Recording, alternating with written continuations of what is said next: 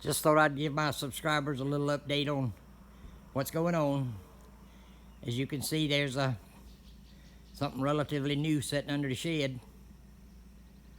That's a John Deere 460M 2019.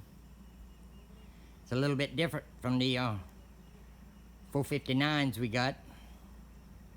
This one has a kicker bar on it and a plastic cover where the net wrap goes. My son went down to Georgia Saturday and brought it back to South Carolina. It'll be a welcome addition to the haying situation, being as we've picked up about maybe 100 acres more. We'll see if we can't get it under shed fast as we can.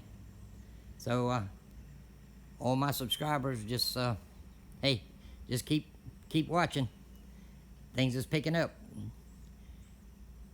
Everybody take care, have a nice day, and look for me when you see me.